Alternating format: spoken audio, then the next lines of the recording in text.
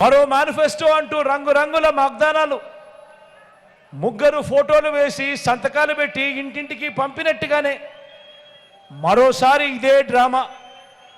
2014 కంటే ఇంకా ఎక్కువ హామీలు ఇస్తూ మరోసారి మోసం చేసేందుకు మరో మేనిఫెస్టోతో ఇంకో డ్రామాకు తెరదీస్తా ఉన్నారు. మళ్ళీ ఇదే ముగ్గురు కలిసి ఇంటింటికి కేజీ బంగారం అంటా ఉన్నారు. మళ్ళీ ఇదే ముగ్గురు కలిసి ఇంటింటికి బెంచ్ కారు కోరిస్తామంటున్నారు. మళ్ళీ ఇదే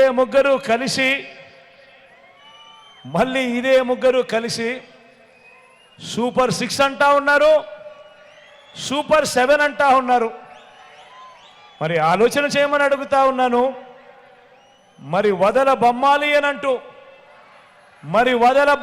అనంటూ మళ్ళీ పేదల రక్తం పీల్చేందుకు ఈ పసుపు పతిని ఏ ఒక్కరైనా కూడా నమ్మవచ్చా అని అడుగుతా ఉన్నాను మిమ్మల్ని అందరినీ కూడా. 2 చేతుల పైకి తల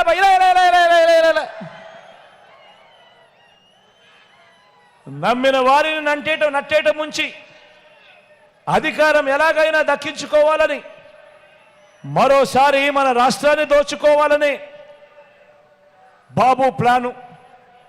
దోచుకున్నది ఆశ్చర్యం ఏమిటో తెలుసా?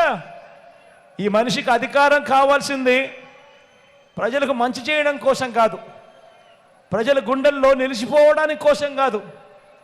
కేవలం వీళ్ళకి అధికారం కావాల్సింది దోచుకోవడం కోసం, దోచుకున్నది పంచుకోవడం కోసం.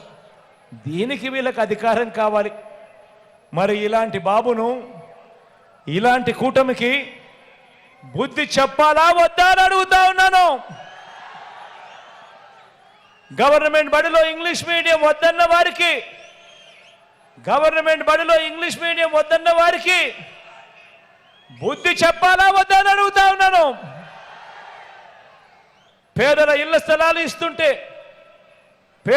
స్థలాలు ఇస్తా ఉంటే కులాల మధ్య సమతుల్యం దెబ్బతింటుందని ఏకంగా కోర్టులకు వెళ్ళి కేసులు వేసిన పార్టీలకు సమాధి కట్టండి అని చెప్పి సందర్భంగా తెలియజేస్తా ఉన్నాను.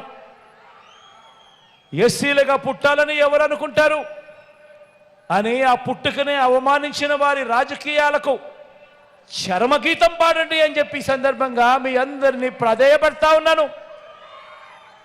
బీసీల తోకలు కత్తిరిస్తా అన్న ఇదే చంద్రబాబు తోకను, ఆ బాబును వెనకేసుకొస్తా ఉన్న తోకను, వీరందరినీ కూడా వీరి తోకలు కత్తిరించే కార్యక్రమానికి శ్రీకారం చుట్టమని కోరుతా ఉన్నాను. మీ అందరినీ కూడా నాన్నగారు ఇచ్చిన 4% రిజర్వేషన్తోను, గతంలో నాన్నగారు ఇచ్చిన 4% రిజర్వేషన్తోను, మైనారిటీల మనోభావాలతోనూ గత 30 ఏళ్లుగా చెలగాటమాడుతా ఉన్న ఈ చంద్రబాబుకు ఈసారి ఎన్నికల్లో ఈ కూటమికి 30 చెరువుల నీళ్లు తాగించండి అని ఈ సందర్భంగా మీ అందరినీ కోరుతా ఉన్నాను. నిజమైన సామాజిక న్యాయానికి జై కొట్టండి అని సందర్భంగా తెలియజేస్తా ఉన్నా.